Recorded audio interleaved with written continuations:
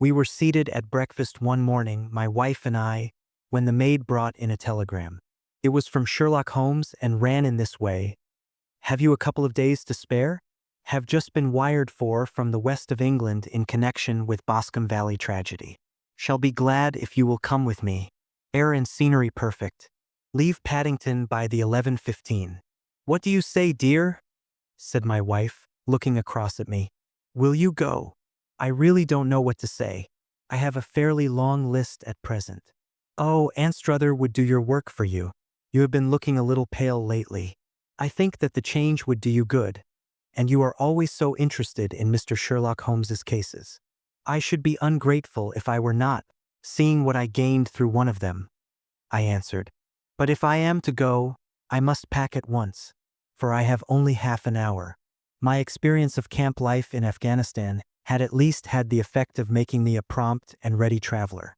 My wants were few and simple, so that in less than the time stated I was in a cab with my valise, rattling away to Paddington Station. Sherlock Holmes was pacing up and down the platform, his tall, gaunt figure made even gaunter and taller by his long gray traveling cloak and close-fitting cloth cap. "It is really very good of you to come, Watson," said he. "It makes a considerable difference to me, having someone with me on whom I can thoroughly rely. Local aid is always either worthless or else biased. If you will keep the two corner seats, I shall get the tickets." We had the carriage to ourselves save for an immense litter of papers which Holmes had brought with him. Among these he rummaged and read, with intervals of note-taking and of meditation, until we were past reading. Then he suddenly rolled them all into a gigantic ball and tossed them up onto the rack. "Have you heard anything of the case?" he asked. "Not a word. I have not seen a paper for some days. The London press has not had very full accounts. I have just been looking through all the recent papers in order to master the particulars. It seems, from what I gather, to be one of those simple cases which are so extremely difficult." That sounds a little paradoxical, but it is profoundly true. Singularity is almost invariably a clue. The more featureless and commonplace a crime is, the more difficult it is to bring it home. In this case, however, they have established a very serious case against the son of the murdered man. It is a murder, then? Well, it is conjectured to be so. I shall take nothing for granted until I have the opportunity of looking personally into it. I will explain the state of things to you, as far as I have been able to understand it, in a very few words. Boscombe Valley is a country district not very far from Ross, in Herefordshire. The largest landed proprietor in that part is a Mr. John Turner, who made his money in Australia and returned some years ago to the old country. One of the farms which he held, that of Hatherley, was let to Mr. Charles McCarthy, who was also an ex-Australian. The men had known each other in the colonies, so that it was not unnatural that when they came to settle down they should do so as near each other as possible. Turner was apparently the richer man, so McCarthy became his tenant but still remained, it seems, upon terms of perfect equality, as they were frequently together. McCarthy had one son, a lad of 18, and Turner had an only daughter of the same age, but neither of them had wives living. They appear to have avoided the society of the neighboring English families and to have led retired lives, though both the McCarthys were fond of sport and were frequently seen at the race meetings of the neighborhood. McCarthy kept two servants, a man and a girl. Turner had a considerable household, some half-dozen at the least. That is as much as I have been able to gather about the families. Now for the facts. On June 3d, that is, on Monday last, McCarthy left his house at Hatherley about 3 in the afternoon and walked down to the Boscombe Pool, which is a small lake formed by the spreading out of the stream which runs down the Boscombe Valley. He had been out with his serving man in the morning at Ross, and he had told the man that he must hurry, as he had an appointment of importance to keep at 3. From that appointment he never came back alive. From Hatherley farmhouse to the Boscombe Pool is 1/4 of a mile, and 2 people saw him as he passed over this ground. One was an old woman, whose name is not mentioned, and the other was William Crowder, a gamekeeper in the employ of Mr. Turner. Both these witnesses depose that Mr. McCarthy was walking alone. The gamekeeper adds that within a few minutes of his seeing Mr. McCarthy pass, he had seen his son, Mr. James McCarthy, going the same way with a gun under his arm. To the best of his belief, The father was actually in sight at the time, and the son was following him. He thought no more of the matter until he heard in the evening of the tragedy that had occurred. The two McCarthys were seen after the time when William Crowder, the gamekeeper, lost sight of them. The Boscombe pool is thickly wooded round, with just a fringe of grass and of reeds round the edge. A girl of 14, Patience Moran, who is the daughter of the lodgekeeper of the Boscombe Valley estate, was in one of the woods picking flowers. She states that while she was there she saw, at the border of the wood and close by the lake, Mr. McCarthy and his son, and that they appeared to be having a violent quarrel. She heard Mr. McCarthy the elder using very strong language to his son, and she saw the latter raise up his hand as if to strike his father. She was so frightened by their violence that she ran away and told her mother when she reached home that she had left the two McCarthys quarreling near Boscombe Pool, and that she was afraid that they were going to fight. She had hardly said the words when young Mr. McCarthy came running up to the lodge to say that he had found his father dead in the wood, and to ask for the help of the lodgekeeper. He was much excited, without either his gun or his hat, and his right hand and sleeve were observed to be stained with fresh blood. On following him, they found the dead body stretched out upon the grass beside the pool. The head had been beaten in by repeated blows of some heavy and blunt weapon. The injuries were such as might very well have been inflicted by the butt end of his son's gun, which was found lying on the grass within a few paces of the body. Under these circumstances, the young man was instantly arrested, and a verdict of willful murder having been returned at the inquest on Tuesday, he was on Wednesday brought before the magistrates at Ross, who have referred the case to the next assizes. Those are the main facts of the case as they came out before the coroner and the police court. I could hardly imagine a more damning case, I remarked. If ever circumstantial evidence pointed to a criminal, it does so here. Circumstantial evidence is a very tricky thing, answered Holmes thoughtfully. It may seem to point very straight to one thing, but if you shift your own point of view a little, you may find it pointing in an equally uncompromising manner to something entirely different. It must be confessed, however, that the case looks exceedingly grave against the young man, and it is very possible that he is indeed the culprit. There are several people in the neighborhood, however, and among them Miss Turner, the daughter of the neighboring landowner, who believe in his innocence, and who have retained Lestrade, whom you may recollect in connection with a study in scarlet, to work out the case in his interest. Lestrade, being rather puzzled, has referred the case to me, and hence it is that two middle-aged gentlemen are flying westward at 50 miles an hour instead of quietly digesting their breakfasts at home. I am afraid, said I, that the facts are so obvious that you will find little credit to be gained out of this case. There is nothing more deceptive than an obvious fact, he answered, laughing.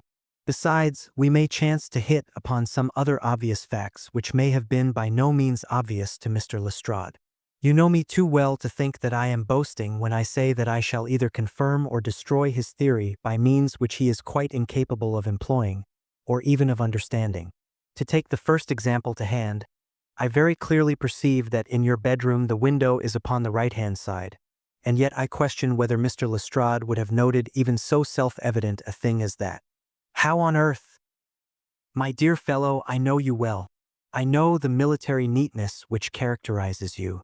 You shave every morning, and in this season you shave by the sunlight. But since your shaving is less and less complete as we get farther back on the left side, until it becomes positively slovenly as we get round the angle of the jaw, it is surely very clear that that side is less illuminated than the other. I could not imagine a man of your habits looking at himself in an equal light and being satisfied with such a result. I only quote this as a trivial example of observation and inference. Therein lies my métier, and it is just possible that it may be of some service in the investigation which lies before us. There are one or two minor points which were brought out in the inquest, and which are worth considering. What are they? It appears that his arrest did not take place at once, but after the return to Hatherley Farm. On the inspector of constabulary informing him that he was a prisoner, he remarked that he was not surprised to hear it, and that it was no more than his deserts. This observation of his had the natural effect of removing any traces of doubt which might have remained in the minds of the coroner's jury. It was a confession, I ejaculated. No, for it was followed by a protestation of innocence. Coming on the top of such a damning series of events, It was at least a most suspicious remark. On the contrary, said Holmes, it is the brightest rift which I can at present see in the clouds. However innocent he might be, he could not be such an absolute imbecile as not to see that the circumstances were very black against him. Had he appeared surprised at his own arrest or feigned indignation at it, I should have looked upon it as highly suspicious, because such surprise or anger would not be natural under the circumstances, and yet might appear to be the best policy to a scheming man. His frank acceptance of the situation marks him as either an innocent man, or else as a man of considerable self-restraint and firmness. As to his remark about his deserts, it was also not unnatural if you consider that he stood beside the dead body of his father, and that there is no doubt that he had that very day so far forgotten his filial duty as to bandy words with him, and even, according to the little girl whose evidence is so important, to raise his hand as if to strike him. The self-reproach and contrition which are displayed in his remark appear to me to be the signs of a healthy mind rather than of a guilty one. I shook my head. Many men have been hanged on far slighter evidence, I remarked. So they have. And many men have been wrongfully hanged. What is the young man's own account of the matter? It is, I am afraid, not very encouraging to his supporters, though there are 1 or 2 points in it which are suggestive. You will find it here, and may read it for yourself. He picked out from his bundle a copy of the local Herefordshire paper, and having turned down the sheet he pointed out the paragraph in which the unfortunate young man had given his own statement of what had occurred. I settled myself down in the corner of the carriage and read it very carefully. It ran in this way: Mr. James McCarthy, the only son of the deceased, was then called and gave evidence as follows. I had been away from home for 3 days at Bristol, and had only just returned upon the morning of last Monday, the 3d. My father was absent from home at the time of my arrival, and I was informed by the maid that he had driven over to Ross with John Cobb, the groom. Shortly after my return I heard the wheels of his trap in the yard, and, looking out of my window, I saw him get out and walk rapidly out of the yard, though I was not aware in which direction he was going. I then took my gun and strolled out in the direction of the Boscombe Pool, with the intention of visiting the rabbit warren which is upon the other side. On my way I saw William Crowder, the gamekeeper, as he had stated in his evidence. But he is mistaken in thinking that I was following my father. I had no idea that he was in front of me. When about 100 yards from the pool I heard a cry of cooey, which was a usual signal between my father and myself. I then hurried forward and found him standing by the pool. He appeared to be much surprised at seeing me and asked me rather roughly what I was doing there. A conversation ensued which led to high words and almost to blows, for my father was a man of a very violent temper. Seeing that his passion was becoming ungovernable, I left him and returned towards Hatherley Farm. I had not gone more than 150 yards, however, when I heard a hideous outcry behind me, which caused me to run back again. I found my father expiring upon the ground, with his head terribly injured. I dropped my gun and held him in my arms, but he almost instantly expired. I knelt beside him for some minutes, and then made my way to Mr. Turner's lodgekeeper, his house being the nearest, to ask for assistance. I saw no one near my father when I returned, and I have no idea how he came by his injuries. He was not a popular man, being somewhat cold and forbidding in his manners, but he had, as far as I know, no active enemies. I know nothing further of the matter. The coroner: Did your father make any statement to you before he died? Witness: He mumbled a few words, but I could only catch some allusion to a rat. The coroner: What did you understand by that? Witness: It conveyed no meaning to me. I thought that he was delirious. The coroner: What was the point upon which you and your father had this final quarrel? Witness: I should prefer not to answer. The coroner: I am afraid that I must press it. Witness: It is really impossible for me to tell you. I can assure you that it has nothing to do with the sad tragedy which followed. The coroner: That is for the court to decide. I need not point out to you that your refusal to answer will prejudice your case considerably in any future proceedings which may arise. Witness: I must still refuse. The coroner: I understand that the cry of cooey was a common signal between you and your father? Witness: It was. The coroner: How was it, then, That he uttered it before he saw you, and before he even knew that you had returned from Bristol? Witness, with considerable confusion, I do not know. A juryman. Did you see nothing which aroused your suspicions when you returned on hearing the cry and found your father fatally injured? Witness. Nothing definite. The coroner. What do you mean? Witness. I was so disturbed and excited as I rushed out into the open that I could think of nothing except of my father. Yet I have a vague impression that as I ran forward something lay upon the ground to the left of me. It seemed to me to be something gray in color, a coat of some sort or a plaid perhaps. When I rose from my father I looked round for it, but it was gone. Do you mean that it disappeared before you went for help? Yes, it was gone. You cannot say what it was? No. I had a feeling something was there. How far from the body? A dozen yards or so. And how far from the edge of the wood? About the same. Then, if it was removed, it was while you were within a dozen yards of it? Yes, but with my back towards it. This concluded the examination of the witness.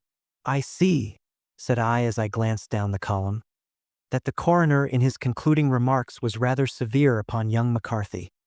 He calls attention, and with reason, to the discrepancy about his father having signaled to him before seeing him, also to his refusal to give details of his conversation with his father, and his singular account of his father's dying words.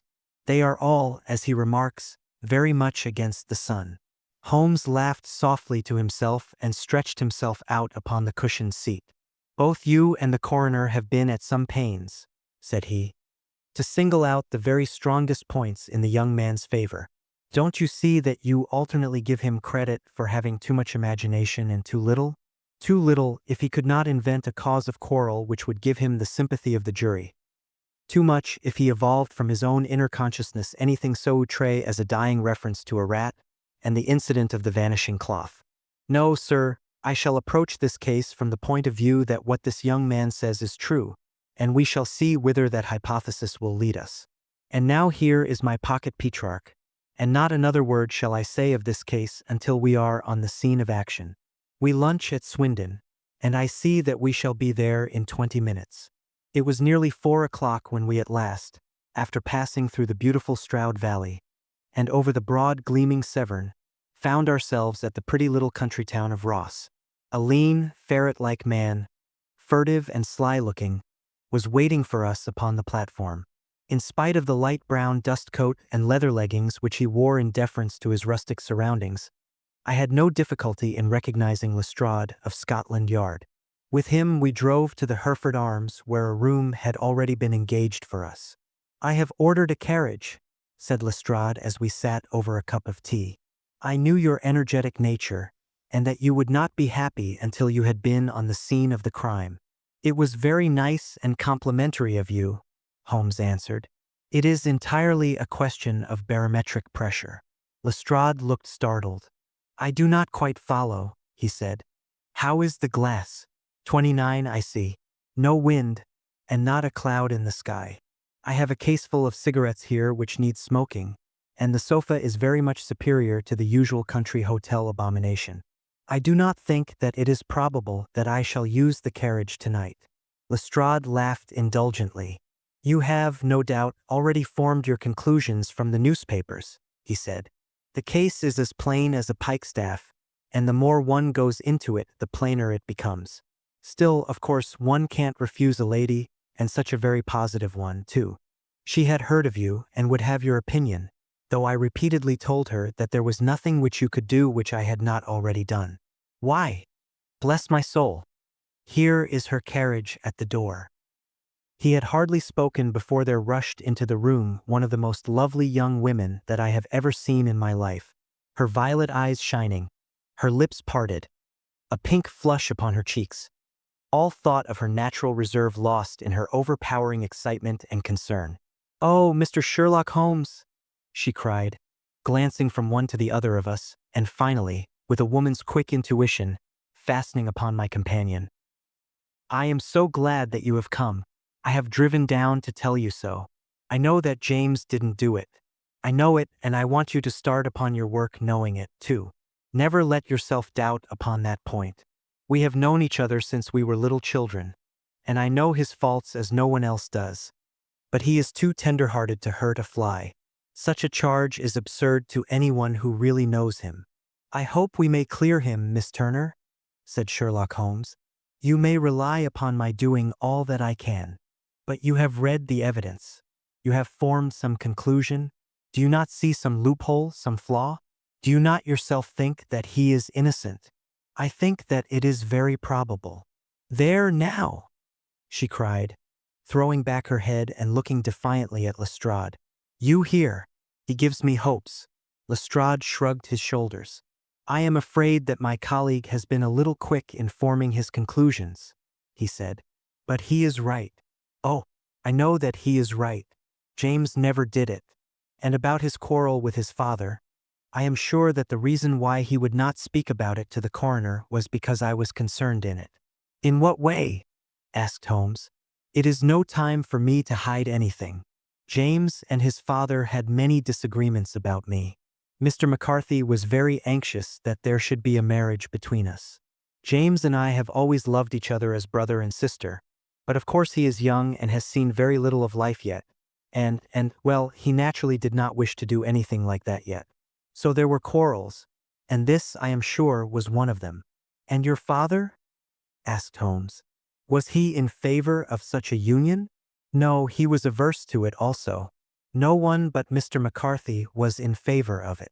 A quick blush passed over her fresh young face as Holmes shot one of his keen, questioning glances at her.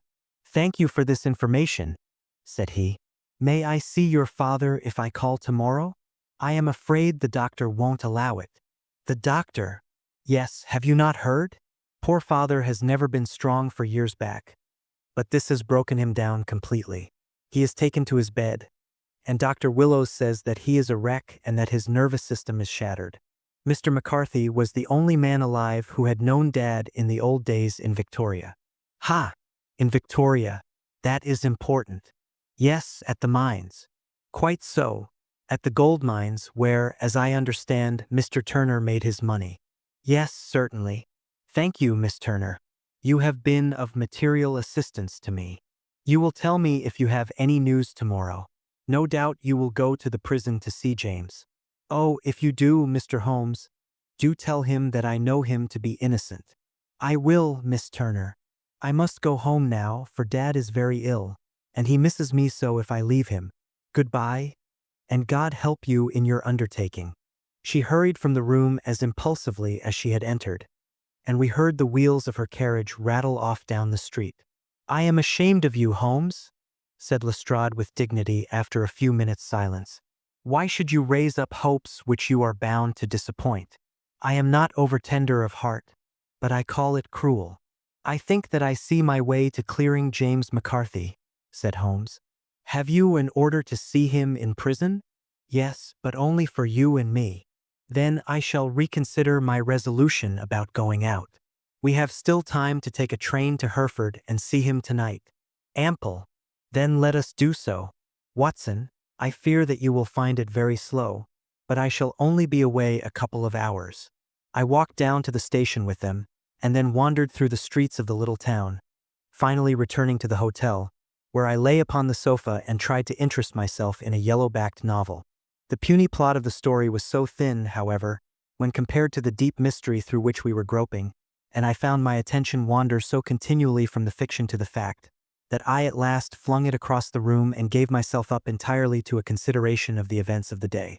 Supposing that this unhappy young man's story were absolutely true, then what hellish thing, what absolutely unforeseen and extraordinary calamity could have occurred between the time when he parted from his father and the moment when, drawn back by his screams, he rushed into the glade? It was something terrible and deadly. What could it be? Might not the nature of the injuries reveal something to my medical instincts? I rang the bell and called for the weekly county paper, which contained a verbatim account of the inquest. In the surgeon's deposition, it was stated that the posterior third of the left parietal bone and the left half of the occipital bone had been shattered by a heavy blow from a blunt weapon. I marked the spot upon my own head. Clearly such a blow must have been struck from behind. That was to some extent in favor of the accused, as when seen quarreling he was face to face with his father. Still, it did not go for very much, for the older man might have turned his back before the blow fell. Still, it might be worthwhile to call Holmes's attention to it. Then there was the peculiar dying reference to a rat. What could that mean? Could not be delirium. A man dying from a sudden blow does not commonly become delirious. No, it was more likely to be an attempt to explain how he met his fate. But what could it indicate? I cudgeled my brains to find some possible explanation. And then the incident of the gray cloth seen by young McCarthy. If that were true, the murderer must have dropped some part of his dress, presumably his overcoat, in his flight, and must have had the hardihood to return and to carry it away at the instant when the son was kneeling with his back turned not a dozen paces off. What a tissue of mysteries and improbabilities the whole thing was. I did not wonder at Lestrade's opinion, and yet I had so much faith in Sherlock Holmes's insight that I could not lose hope as long as every fresh fact seemed to strengthen his conviction of young McCarthy's innocence. It was late before Sherlock Holmes returned. He came back alone, for Lestrade was staying in lodgings in the town. "The glass still keeps very high," he remarked as he sat down. "It is of importance that it should not rain before we are able to go over the ground.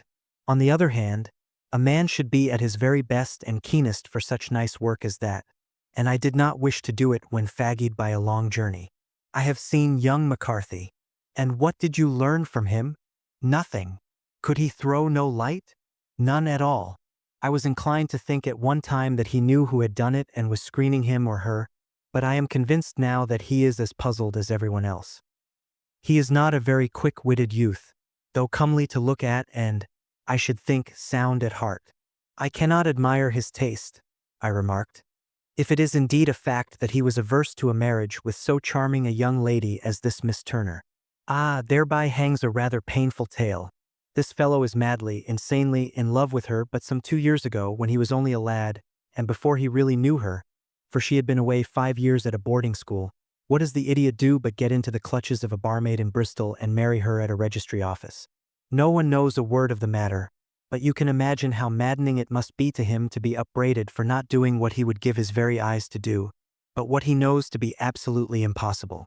It was sheer frenzy of this sort which made him throw his hands up into the air when his father, at their last interview, was goading him on to propose to Miss Turner. On the other hand, he had no means of supporting himself, and his father, who was by all accounts a very hard man, would have thrown him over utterly had he known the truth. It was with his barmaid wife that he had spent the last 3 days in Bristol, and his father did not know where he was. Mark that point. It is of importance. Good has come out of evil, however, for the barmaid, finding from the papers that he is in serious trouble and likely to be hanged, has thrown him over utterly and has written to him to say that she has a husband already in the Bermuda dockyard, so that there is really no tie between them. I think that that bit of news has consoled young McCarthy for all that he has suffered. But if he is innocent, who has done it? Ah, who? I would call your attention very particularly to 2 points. One is that the murdered man had an appointment with someone at the pool, and that the someone could not have been his son, for his son was away, and he did not know when he would return. The second is that the murdered man was heard to cry "cooey" before he knew that his son had returned. Those are the crucial points upon which the case depends. And now let us talk about George Meredith, if you please, and we shall leave all minor matters until tomorrow. There was no rain, as Holmes had foretold, and the morning broke bright and cloudless. At 9 o'clock Lestrade called for us with the carriage, and we set off for Hatherley Farm and the Boscombe Pool. "There is serious news this morning," Lestrade observed. "It is said that Mr. Turner, of the Hall, is so ill that his life is despaired of." "An elderly man, I presume?" said Holmes. "About 60, but his constitution has been shattered by his life abroad, and he has been in failing health for some time. This business has had a very bad effect upon him. He was an old friend of McCarthy's, and, I may add, a great benefactor to him, for I have learned that he gave him Hatherley Farm rent-free." "Indeed, that is interesting," said Holmes. "Oh yes, in 100 other ways he has helped him. Everybody about here speaks of his kindness to him." "Really? Does it not strike you as a little singular that this McCarthy, who appears to have had little of his own, and to have been under such obligations to Turner, should still talk of marrying his son to Turner's daughter, who is presumably heiress to the estate, and that in such a very cocksure manner, as if it were merely a case of a proposal and all else would follow. It is the more strange, since we know that Turner himself was averse to the idea. The daughter told us as much. Do you not deduce something from that? We have got to the deductions and the inferences, said Lestrade, winking at me. I find it hard enough to tackle facts, Holmes, without flying away after theories and fancies. You are right, said Holmes demurely. You do find it very hard to tackle the facts. Anyhow, I have grasped one fact which you seem to find it difficult to get hold of, replied Lestrade with some warmth. And that is that McCarthy Sr. met his death from McCarthy Jr., and that all theories to the contrary are the merest moonshine. Well, moonshine is a brighter thing than fog, said Holmes, laughing.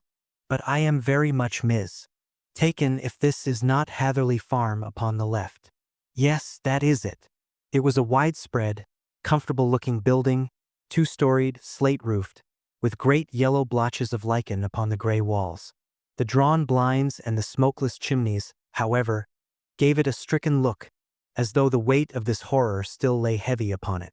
We called at the door, when the maid, at Holmes's request, showed us the boots which her master wore at the time of his death, and also a pair of the son's, though not the pair which he had then had. Having measured these very carefully from 7 or 8 different points, Holmes desired to be led to the courtyard, from which we all followed the winding track which led to Boscombe Pool. Sherlock Holmes was transformed when he was hot upon such a scent as this.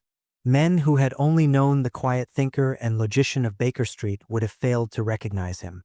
His face flushed and darkened. His brows were drawn into 2 hard black lines, while his eyes shone out from beneath them with a steely glitter. His face was bent downward, his shoulders bowed, his lips compressed, and the veins stood out like whipcord in his long, sinewy neck. His nostrils seemed to dilate with a purely animal lust for the chase, and his mind was so absolutely concentrated upon the matter before him that a question or remark fell unheeded upon his ears, or, at the most, only provoked a quick, impatient snarl in reply. Swiftly and silently, he made his way along the track which ran through the meadows, and so by way of the woods to the Boscombe Pool. It was damp, marshy ground, as is all that district, and there were marks of many feet, both upon the path and amid the short grass which bounded it on either side. Sometimes Holmes would hurry on, sometimes stop dead, and once he made quite a little detour into the meadow. Lestrade and I walked behind him, the detective indifferent and contemptuous, while I watched my friend with the interest which sprang from the conviction that every one of his actions was directed towards a definite end. The Boscombe Pool, which is a little reed-girt sheet of water some 50 yards across, is situated at the boundary between the Hatherley Farm and the private park of the wealthy Mr. Turner. Above the woods which lined it upon the farther side we could see the red, jutting pinnacles which marked the site of the rich landowner's dwelling. On the Hatherley side of the pool the woods grew very thick, and there was a narrow belt of sodden grass 20 paces across between the edge of the trees and the reeds which lined the lake.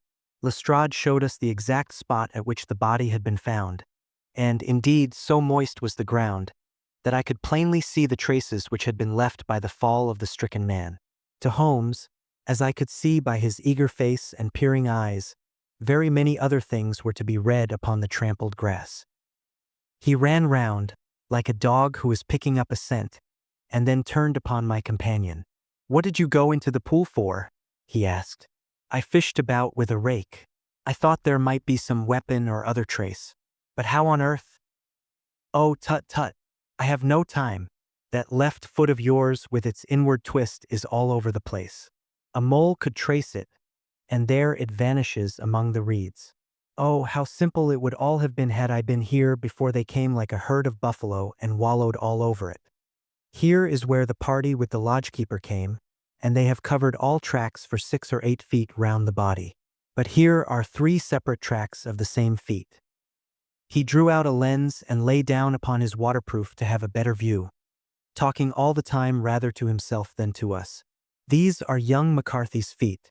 Twice he was walking, and once he ran swiftly, so that the soles are deeply marked and the heels hardly visible. That bears out his story. He ran when he saw his father on the ground. Then here are the father's feet as he paced up and down. What is this, then? It is the butt end of the gun as the son stood listening. And this? Ha, ha! What have we here? Tiptoes. Tiptoes. Square. Two quite unusual boots. They come, they go, they come again. Of course that was for the cloak. Now where did they come from? He ran up and down, sometimes losing, sometimes finding the track until we were well within the edge of the wood and under the shadow of a great beech, the largest tree in the neighborhood. Holmes traced his way to the farther side of this and lay down once more upon his face with a little cry of satisfaction. For a long time he remained there, turning over the leaves and dried sticks, gathering up what seemed to me to be dust into an envelope and examining with his lens not only the ground but even the bark of the tree as far as he could reach. A jagged stone was lying among the moss, and this also he carefully examined and retained. Then he followed a pathway through the wood until he came to the high road, where all traces were lost. It has been a case of considerable interest, he remarked, returning to his natural manner. I fancy that this gray house on the right must be the lodge. I think that I will go in and have a word with Moran, and perhaps write a little note. Having done that, we may drive back to our luncheon. You may walk to the cab, and I shall be with you presently. It was about 10 minutes before we regained our cab and drove back into Ross, Holmes still carrying with him the stone which he had picked up in the wood. This may interest you, Lestrade, he remarked, holding it out. The murder was done with it. I see no marks. There are none. How do you know, then? The grass was growing under it. It had only lain there a few days. There was no sign of a place whence it had been taken. Corresponds with the injuries. There is no sign of any other weapon. And the murderer is a tall man, left-handed, limps with the right leg, wears thick-soled shooting boots and a gray cloak, smokes Indian cigars, uses a cigar holder, and carries a blunt penknife in his pocket. There are several other indications, but these may be enough to aid us in our search. Lestrade laughed. I am afraid that I am still a skeptic, he said. Theories are all very well, but we have to deal with a hard-headed British jury. Nous verrons, answered Holmes calmly. You work your own method, and I shall work mine. I shall be busy this afternoon, and shall probably return to London by the evening train. And leave your case unfinished? No, finished. But the mystery? It is solved. Who was the criminal, then? The gentleman I describe. But who is he? Surely it would not be difficult to find out. This is not such a populous neighborhood. Lestrade shrugged his shoulders. I am a practical man, he said, and I really cannot undertake to go about the country looking for a left-handed gentleman with a game leg. I should become the laughingstock of Scotland Yard. All right, said Holmes quietly. I have given you the chance. Here are your lodgings. Goodbye. I shall drop you a line before I leave. Having left Lestrade at his rooms, we drove to our hotel, where we found lunch upon the table. Holmes was silent and buried in thought with a pained expression upon his face, as one who finds himself in a perplexing position. Look here, Watson, he said when the cloth was cleared. Just sit down in this chair and let me preach to you for a little. I don't know quite what to do, and I should value your advice. Light a cigar and let me expound. Pray do so. Well, now, in considering this case, there are 2 points about young McCarthy's narrative which struck us both instantly, although they impressed me in his favor and you against him. One was the fact that his father should, according to his account, cry cooey before seeing him. The other was his singular dying reference to a rat. He mumbled several words, you understand, but that was all that caught the son's ear. Now from this double point our research must commence, and we will begin it by presuming that what the lad says is absolutely true. What of this cooey, then? Well, obviously it could not have been meant for the son. The son, as far as he knew, was in Bristol. It was mere chance that he was within earshot. The cooey was meant to attract the attention of whoever it was that he had the appointment with. But cooey is a distinctly Australian cry, and one which is used between Australians. There is a strong presumption that the person whom McCarthy expected to meet him at Boscombe Pool was someone who had been in Australia. What of the rat, then? Sherlock Holmes took a folded paper from his pocket and flattened it out on the table. This is a map of the colony of Victoria, he said. I wired to Bristol for it last night. He put his hand over part of the map. What do you read? RAT. I read. And now? He raised his hand. Ballarat. Quite so. That was the word the man uttered, and of which his son only caught the last two syllables. He was trying to utter the name of his murderer. So-and-so of Ballarat. It is wonderful, I exclaimed. It is obvious. And now, you see, I had narrowed the field down considerably. The possession of a gray garment was a third point which, granting the son's statement to be correct, was a certainty. We have come now out of mere vagueness to the definite conception of an Australian from Ballarat with a gray cloak. Certainly, and one who was at home in the district, for the pool can only be approached by the farm or by the estate, where strangers could hardly wander. Quite so. Then comes our expedition of today. By an examination of the ground, I gained the trifling details which I gave to that imbecile Lestrade, as to the personality of the criminal. But how did you gain them? You know my method. It is founded upon the observation of trifles. His height I know that you might roughly judge from the length of his stride. His boots, too, might be told from their traces. Yes, they were peculiar boots. But his lameness? The impression of his right foot was always less distinct than his left. He put less weight upon it. Why? Because he limped, he was lame. But his left-handedness. You were yourself struck by the nature of the injury as recorded by the surgeon at the inquest. The blow was struck from immediately behind, and yet was upon the left side. Now, how can that be unless it were by a left-handed man? He had stood behind that tree during the interview between the father and son. He had even smoked there. I found the ash of a cigar, which my special knowledge of tobacco ashes enables me to pronounce as an Indian cigar. I have, as you know, devoted some attention to this and written a little monograph on the ashes of 140 different varieties of pipe, cigar, and cigarette tobacco. Having found the ash, I then looked round and discovered the stump among the moss where he had tossed it. It was an Indian cigar, of the variety which are rolled in Rotterdam. And the cigar holder? I could see that the end had not been in his mouth. Therefore he used a holder. The tip had been cut off, not bitten off, but the cut was not a clean one, so I deduced a blunt penknife. Holmes, I said, you have drawn a net round this man from which he cannot escape, and you have saved an innocent human life as truly as if you had cut the cord which was hanging him. I see the direction in which all this points. The culprit is Mr. John Turner, cried the hotel waiter, opening the door of our sitting room and ushering in a visitor. The man who entered was a strange and impressive figure. His slow, limping step and bowed shoulders gave the appearance of decrepitude, and yet his hard, deep-lined, craggy features and his enormous limbs showed that he was possessed of unusual strength of body and of character. His tangled beard, grizzled hair, and outstanding, drooping eyebrows combined to give an air of dignity and power to his appearance, but his face was of an ashen white, while his lips and the corners of his nostrils were tinged with a shade of blue.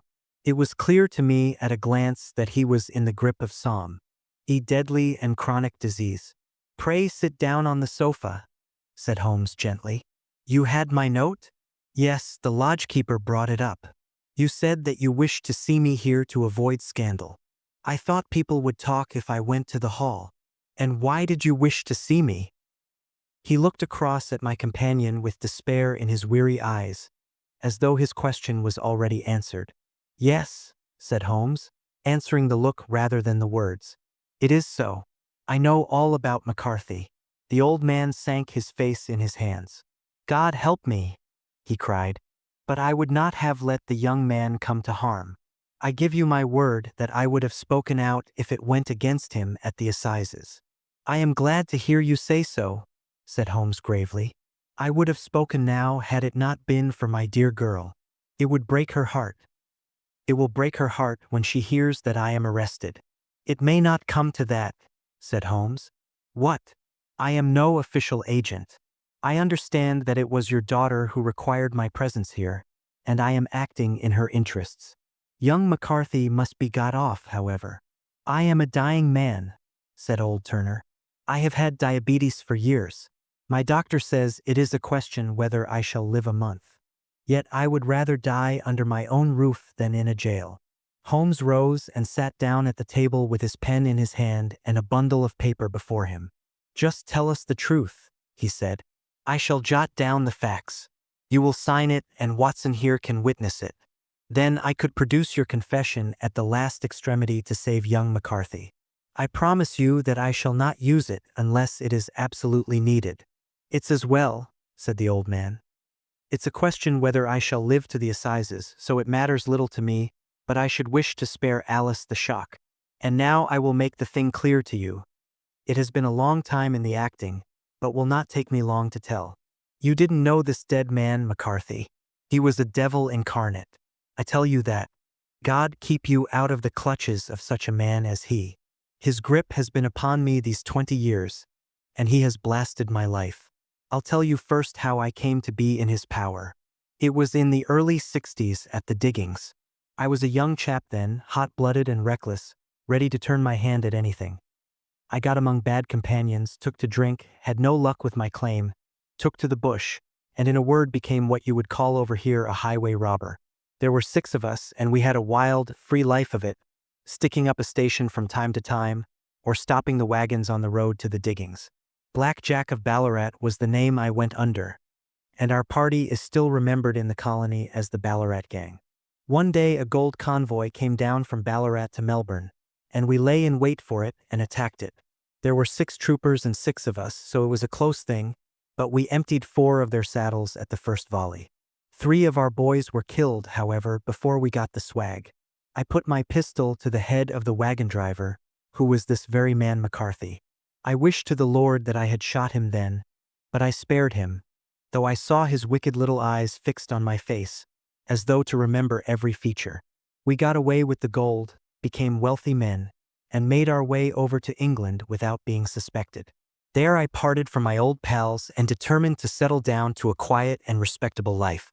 I bought this estate, which chanced to be in the market, and I set myself to do a little good with my money, to make up for the way in which I had earned it.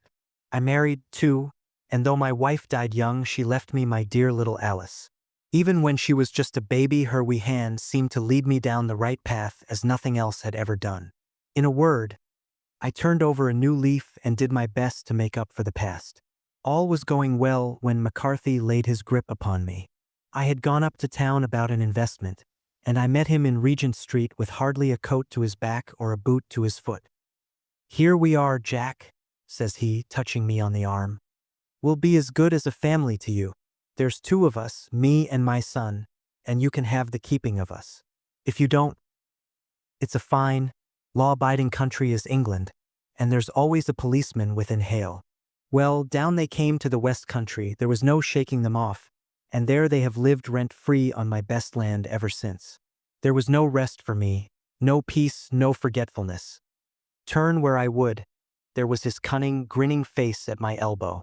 It grew worse as Alice grew up, for he soon saw I was more afraid of her knowing my past than of the police. Whatever he wanted he must have, and whatever it was I gave him without question: land, money, houses, until at last he asked a thing which I could not give. He asked for Alice. His son, you see, had grown up, and so had my girl, and as I was known to be in weak health, it seemed a fine stroke to him that his lad should step into the whole property. But there I was firm. I would not have his cursed stock mixed with mine. Not that I had any dislike to the lad, but his blood was in him, and that was enough. I stood firm. McCarthy threatened. I braved him to do his worst. We were to meet at the pool midway between our houses to talk it over. When I went down there, I found him talking with his son. So I smoked a cigar and waited behind a tree until he should be alone. But as I listened to his talk, all that was black and bitter in me seemed to come uppermost. He was urging his son to marry my daughter with as little regard for what she might think as if she were a slut from off the streets. It drove me mad to think that I and all that I held most dear should be in the power of such a man as this. Could I not snap the bond? I was already a dying and a desperate man. Though clear of mind and fairly strong of limb, I knew that my own fate was sealed. But my memory and my girl, both could be saved if I could but silence that foul tongue. I did it, Mr. Holmes. I would do it again, deeply as I have sinned. I have led a life of martyrdom to atone for it. But that my girl should be entangled in the same meshes which held me was more than I could suffer. I struck him down with no more compunction than if he had been some foul and venomous beast. His cry brought back his son. But I had gained the cover of the wood, though I was forced to go back to fetch the cloak which I had dropped in my flight. That is the true story, gentlemen, of all that occurred. Well, it is not for me to judge you, said Holmes as the old man signed the statement which had been drawn out. I pray that we may never be exposed to such a temptation. I pray not, sir. And what do you intend to do? In view of your health, nothing. You are yourself aware that you will soon have to answer for your deed at a higher court than the assizes. I will keep your confession, and if McCarthy is condemned, I shall be forced to use it. If not, it shall never be seen by mortal eye, and your secret, whether you be alive or dead, shall be safe with us. Farewell, then, said the old man solemnly. Your own deathbeds, when they come, will be the easier for the thought of the peace which you have given to mine. Tottering and shaking in all his giant frame, he stumbled slowly from the room. God help us, said Holmes after a long silence. Why does fate play such tricks with poor, helpless worms? I never hear of such a case as this that I do not think of Baxter's words, and say, there, but for the grace of God, goes Sherlock Holmes. James McCarthy was acquitted at the assizes on the strength of a number of objections which had been drawn out by Holmes and submitted to the defending counsel. Old Turner lived for 7 months after our interview, but he is now dead, and there is every prospect that the son and daughter may come to live happily together in ignorance of the black cloud which rests upon their past.